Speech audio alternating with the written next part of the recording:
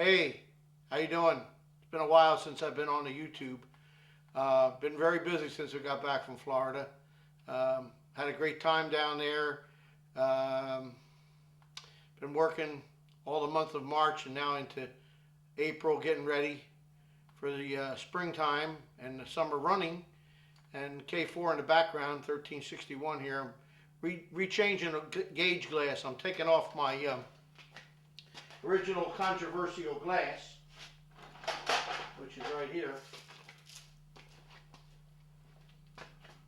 It's a nice glass. It's got the order column here. You got the tri-cox on the back, and it's pretty cool. This is the refracted glass, reflex glass, which, truthfully, I'm sorry, Bob Dean, doesn't work. Works okay, but it gives you a lot of false readings. Anyway, what I did, if you recall, I took a regular gauge glass and then put a round tube in there. Now that's going to become a new Mercer product. I'm going to make them out of bronze and then have the round tube, and it'll look nice. It worked great, and it's more reliable. So that's going to be a product coming out. Got couplers, manganese bronze, 100%, guaranteed never to break. 10,000 pairs sold worldwide. We're going to be available again. Not sure of the price right now. I'm going to be definitely lower than the lowest available now. So in bronze. Anyway, working on it. Got the short shanks too, the little short ones. You know, they're over here for front of a coupler, front of a locomotive. Or if you want to use it that way, that's up to you. But I think that's dumb. Certain manufacturer from Michigan uses it that way. And bang, boom, bang, boom, bang, boom, bang. Well, if you want to like junk, then that's good. But it's nice to have the spring. And Earl Muller had a brainstorm. He said, put one on one end, one on the other, one spring, one unsprung. That makes sense, except if you get two unsprung together, then what do you do? Then you get two sprung together, so that may not work either. Anyway, had to take out, on the K4, on the back head, they fed the injectors right in on the back head, and then there was a long pipe that went all the way up to the front of the boiler, which I have right here. It goes all the way to the front. The check valve's here, and the injector feeds in here, and it shoots out the front here. This is a bronze pipe, and you can see it's not, well, how many years now? A number of years. It's not a problem at all. Up in the front of the boiler, I have welded a piece of pipe, and that lays in here like a ring to hold it from bouncing. I was afraid it's going to just bounce around in there.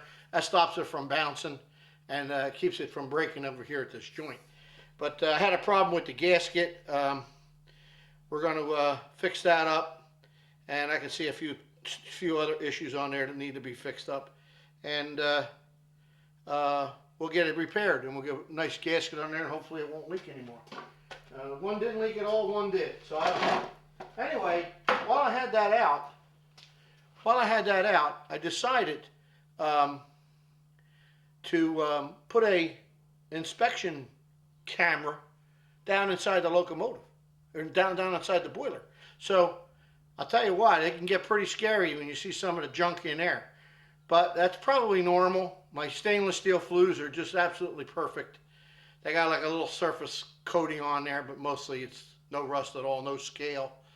And that's the advantage. Now you want to think, okay, there's this whole syndrome about if you have a all stainless steel boiler. Well, it doesn't carry the heat. That's all baloney. That's just baloney. There's a lot of people out here that have stainless steel boilers. Dave Moore, for one, has built 3 stainless steel boilers. Perfect.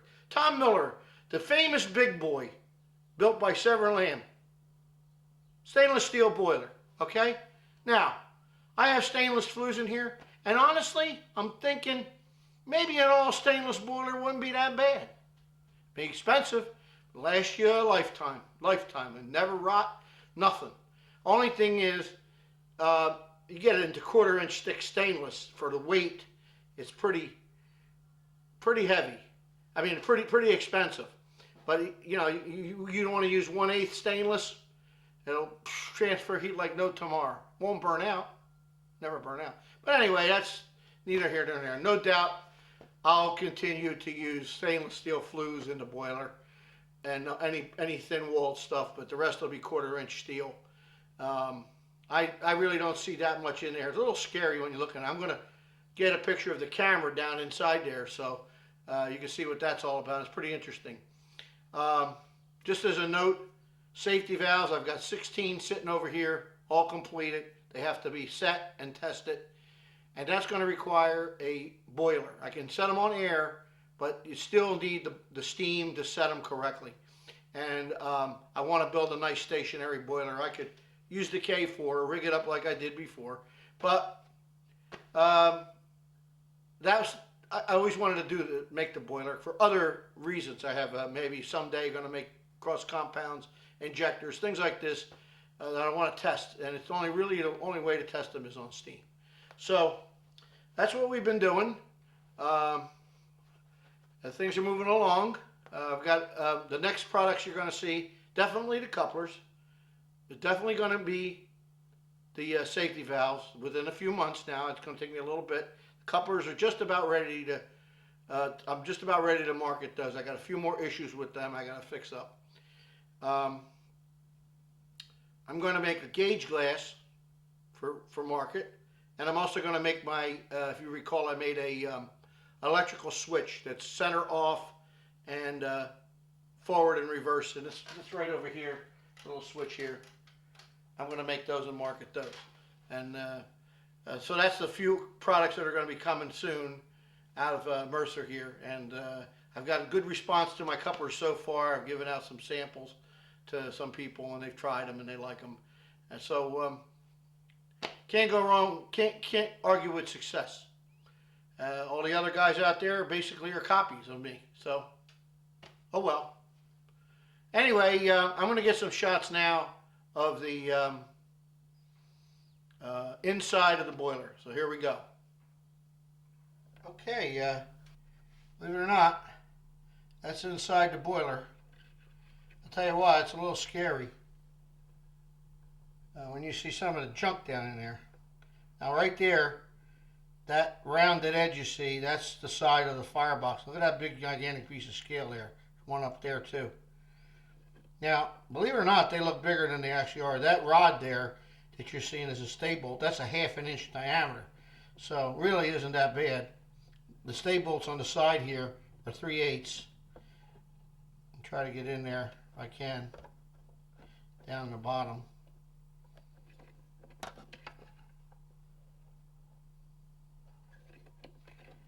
And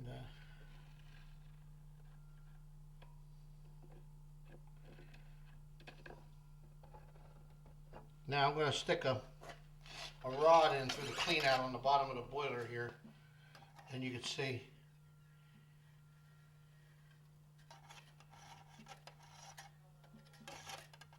Where the heck is it?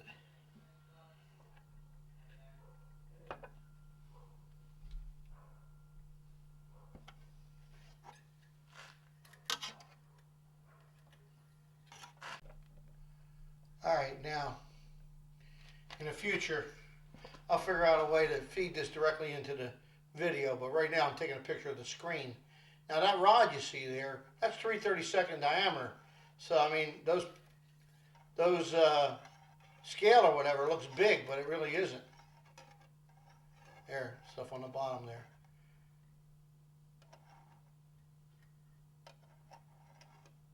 Only little tiny pieces. Now you can, use the LSB. Now this is, last year I didn't use too much LSB because it coats the inside of the glazed glass, and it was getting me annoyed.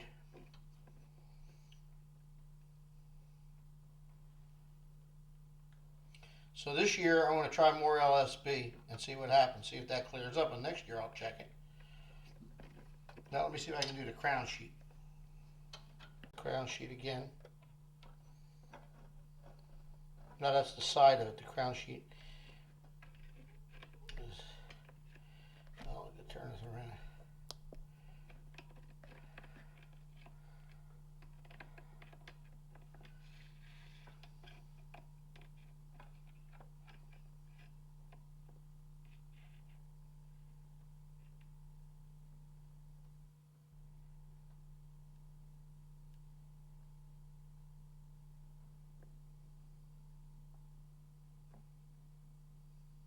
That's the outer wrapper there.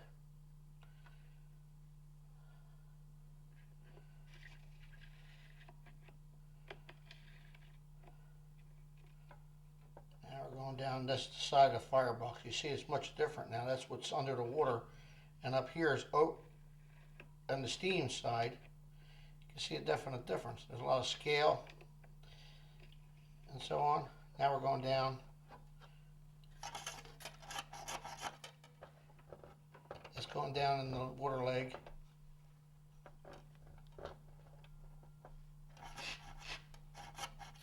You see the rod there. There's all the junk down there.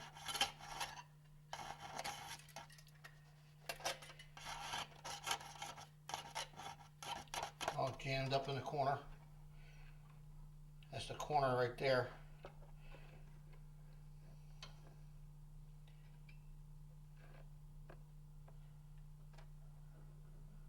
That's a cross stays on this boiler because it's a belt pair. It has cross stays.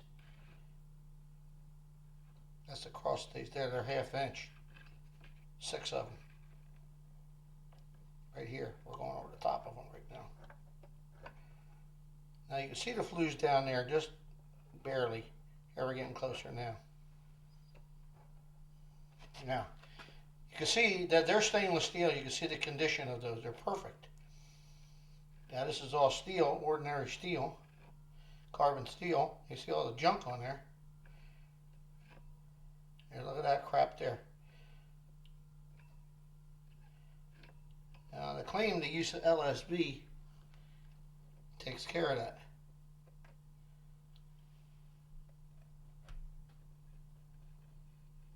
That's coming out the hole. Just in case you want to see what it is, Harbor Freight sells these. This one was $200. And the reason why I had to go for the more expensive one is if you can see the end of it, this is only about a little less than 3/8 of an inch, not quite 5/16, a little over 5/16. This will fit in a 1/4 inch pipe plug. So if you have a 1/4 inch or bigger, this will go in it. It won't go in 1/8. So from now on, I'm going to put 1/4 inch plugs all around so I can check the inside. Now, I'll tell you what, it's a little bit scary when you've seen it. Just saw the video there about it. And, you know, but boiler steams well. I don't seem to have a problem. And this year I'm going to use much more LSB, and they claim that that will eliminate the scale. So we'll see. And we'll check it again next year, and we'll see what happens. So that's it for now. Thanks again for watching all my videos. I got a lot of great response when I was down in Florida. Everybody liked my videos, and makes me quite recognizable. People look at me kind of funny and say, "Hey, you see that guy on YouTube?" Yeah, so that's me. Anyway, we'll talk to you again on the next video. And I haven't forgot about it. I got a couple of more Florida videos to edit. I've been real busy. I've been learning SolidWorks because now I'm going to go into using rapid prototypes to make patterns. It's just much easier for me, and I know how to make patterns. It makes it a lot easier to use the rapid prototype. And I got to thank Charlie Pipes out there down in Bama. Been quite helpful, and hopefully I can help him as well. That's basically what's great about this hobby is one person helps the other, and yeah, maybe I am in for I do it for a living, but what the heck, it's all part of the game. So see you again on the next video, and thanks for watching.